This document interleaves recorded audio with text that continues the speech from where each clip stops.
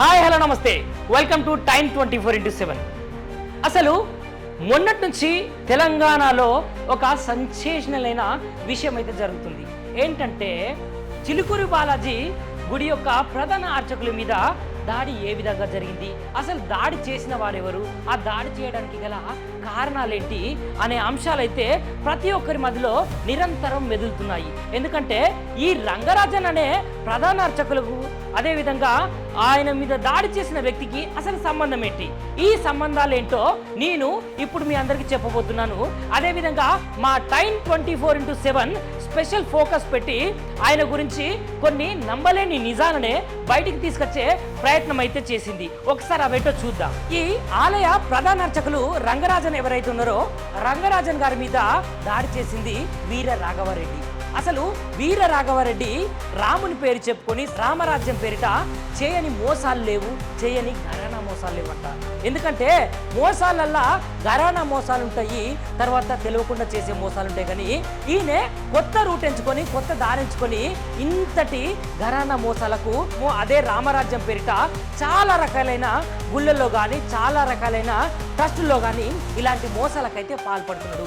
ఈ మోసాలకు ఎందుకు పాల్పడుతున్నాడో మీ అందరికీ తెలుసా? ఈ రాఘవరెడ్డి రిమాండ్ రిపోర్ట్ లో సంచలనమైన విషయాలే వెలికి తీసింది మన టైమ్ 24x7 టీవీ. ఈ వీర రాఘవరెడ్డి రాముని ముసుగులో, సనాతన ధర్మ ముసుగులో రామరాజ్యం పేరు మీదనైతే ప్రైవేటు సైన్యాన్ని పోగు చేసుకొని వారికైతే నెల నెలకు 20,000 రూపాయలు ఇచ్చేంత స్తోమత ఎక్కడిది అని మీరు అనుకుంటున్నారు కదా.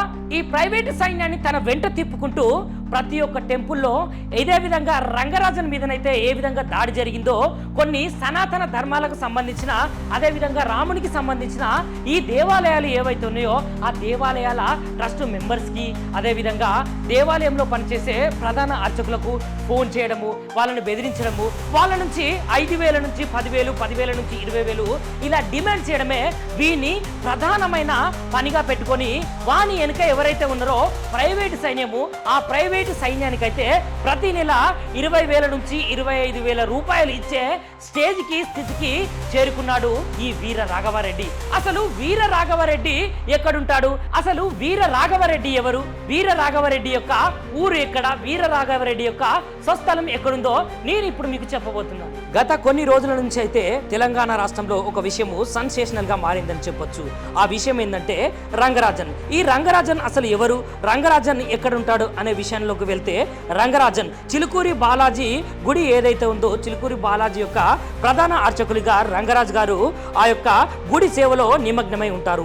ఇలాంటి సమయంలో ఈ వీర రాఘవరెడ్డి ఎవరైతే ఉన్నారో ఈ వీర రాఘవరెడ్డి అయితే ఆ ప్రధాన అర్చకులు రంగరాజన్ దగ్గరికి వెళ్ళి ఆయనను భయపెట్టడము, కొన్ని ప్రశ్నలతో ఉక్కిరి బిక్కిరి చేయడం లాంటి విషయాలైతే మనమైతే వెలుగులోకి రావడం చూసాము. అదేవిధంగా మన టైమ్ 24x7 రిమాండ్ రిపోర్ట్ లో ఆయన గురించి సెన్సేషనల్ అయిన విషయాలే బయట పెట్టింది మన టైమ్ 24x7. అదేవిధంగా అసలు వీర రాఘవరెడ్డి ఎవరు, అదేవిధంగా వీర రాఘవరెడ్డి రామరాజ్యం పేరు మీద రాముని ముసుగులో సనాతన ధర్మం పేరు మీద ప్రైవేటు సైన్యాన్ని ఏ విధంగా పోగు చేస్తున్నాడు, ప్రైవేటు వ్యక్తులను ఆయన దగ్గరికి ఏ విధంగా తీసుకొస్తున్నాడు, ఈ వీర రాఘవరెడ్డి ఒరిజినల్ బ్యాక్గ్రౌండ్ ఏంటి అనే విషయాల మీద టైమ్ 24x7 అయితే స్పెషల్ ఫోకస్ పెట్టి కొన్ని విషయాలైతే వెలుగులోకి తీసింది. అదేవిధంగా ఈ వీర రాఘవరెడ్డి ప్రైవేటు వ్యక్తులను పోగు చేసుకొని వారికి ప్రతి నెల జీతాలు ఇచ్చి పెంచి పోషించేంత ఆర్థిక స్తోమత అసలు రాఘవరెడ్డికి ఎక్కడిది అని మీరు అనుకుంటున్నారు కదా.